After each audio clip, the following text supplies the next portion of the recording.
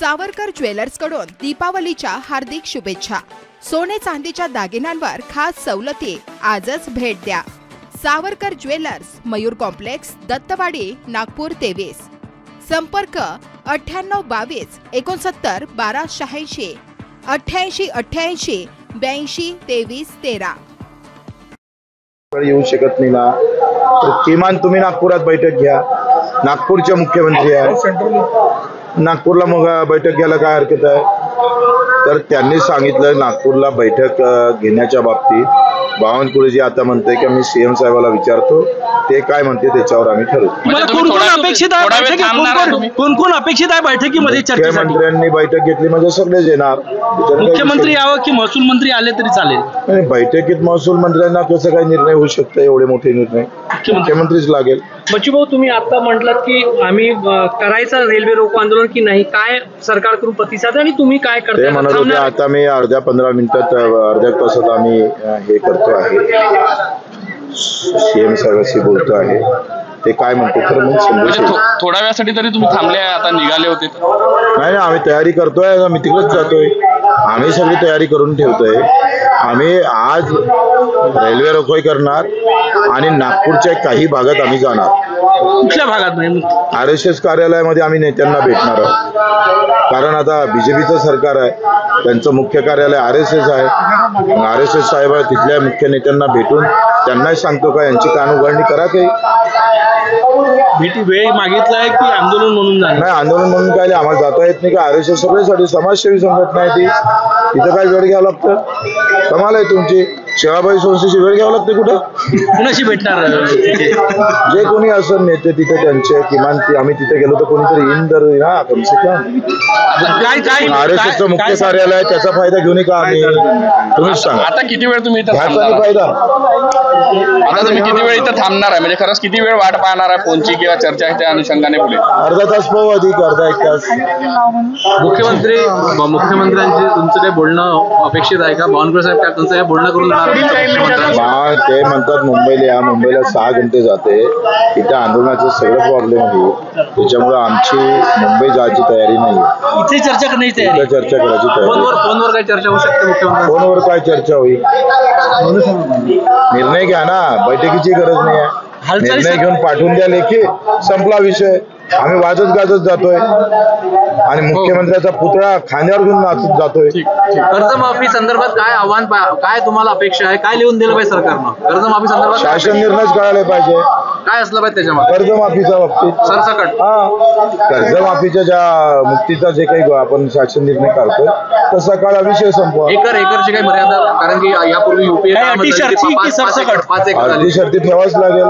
किती एकरची तुमची माग आहे? एकरच्या पेक्षा इन्कम टॅक्स आहे, नोकरीवर कोणी आहे, मी आमदार आहे किंवा माझी आमदार आहे, यांना द्यायची गरज नाही। सरसकट झाली पाहिजे। मध्यंतरी बावनकुळे साहेबांनी असंच म्हटलं होतं की आम्ही सगळ्या ते शेतकरी कोण आहे, खरे शेतकरी कोण आहे, त्यांना कर्जमाफी द्यायची, त्यांची यादी शोधतो आहे। कोण म्हणतो खऱ्याला देऊ नका? काहीच सांग, हे काही सांगायची गोष्ट आहे?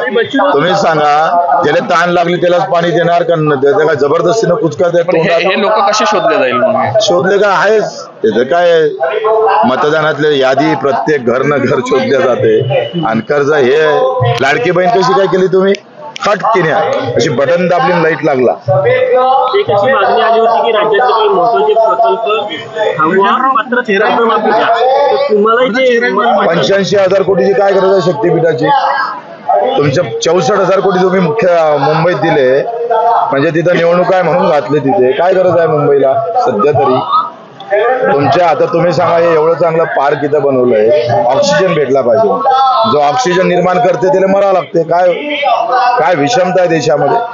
तुम्ही म्हणताय की जे कर्जमाफी देताना जे इन्कम टॅक्स भरतात किंवा जे सरकारी नोकरीवर म्हणजे जे गरजू आहे ते शोधून आणि त्याप्रमाणेच दिली पाहिजे असं वाटतं? ते काही शोधायला वेळ लागत नाही। तुम्ही एक सांग, मी काय म्हणतोय, नागपूरला लागून जर 1 किलोमीटरला कोणाला कर्जमाफी द्यायची गरज नाही, ते येणे झालेले आहेत, त्यांच्या मस्तकी हे पैसे देऊ नका जे नोकरीवर आहे। आता अजितदादाला कर्जमाफीची गरज आहे का? जरी शेतकरी असले तर नका देऊ।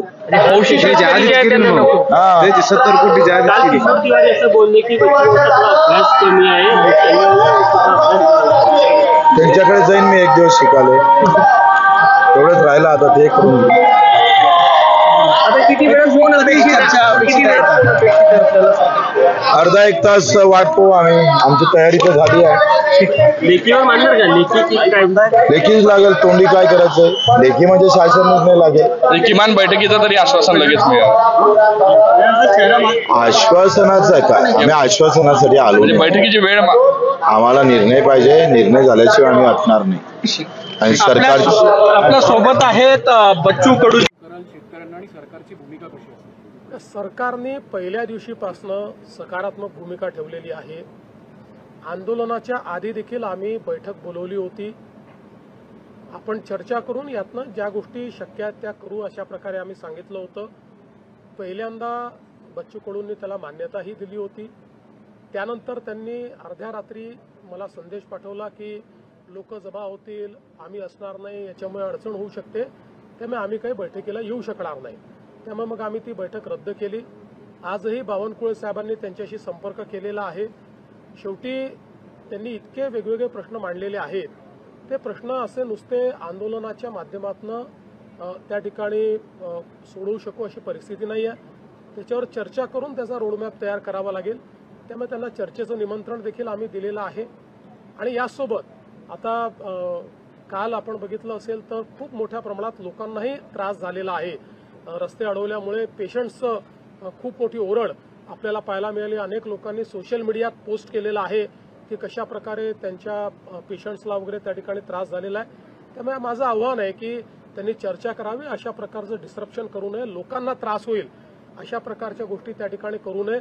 मग अनेक वेळा अशा आंदोलनांमध्ये काही हौसे नवसे गवसे असेही शिरतात. म्हणजे तिथे जेन्युइन लोक देखील आहेत, मी काही तसं म्हणत नाही, पण हा पण धोका असतो की अनेक लोक शिरून, अनेक प्रवृत्ती शिरून त्या ठिकाणी काही ना काही हिंसक वळण त्याला कसं लाभेल असेही प्रयत्न करत असतात. त्यामुळे त्यापासूनही सावध राहण्याची आवश्यकता आहे. आणि कुठल्याही परिस्थितीत हे रेल रोको आणि बाकी गोष्टी या मात्र करणं योग्य नाही, त्या करू दिल्या जाणारही नाहीत.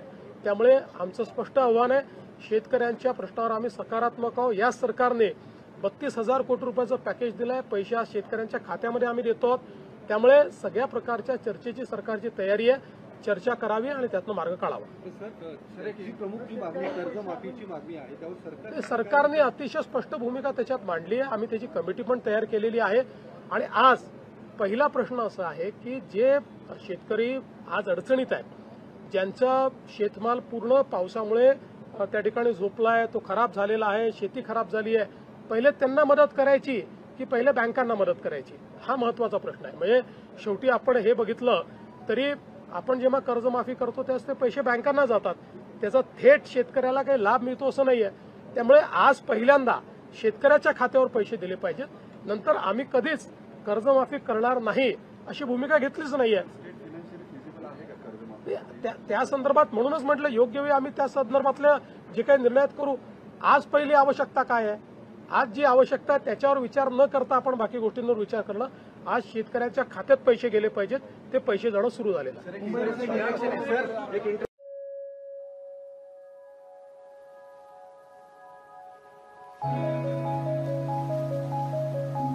बैतुले ज्वेलर्स, सोने चांदी के आभूषणों के निर्माता और विश्वसनीय विक्रेता।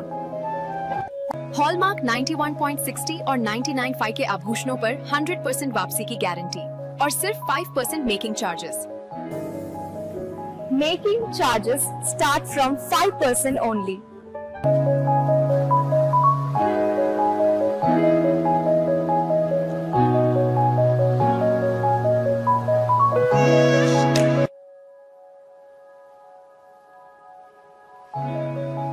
Shri Ganesh apartment, shop number 1, Guru Prasad Nagar, Gajanan society, Jindal public school के पास, दत्तवाड़ी, नागपुर। तो देर किस बात की, अभी विजिट करें बैतुले ज्वेलर्स, भरोसे के साथ सुधीर जी बैतुले और समीर जी बैतुले।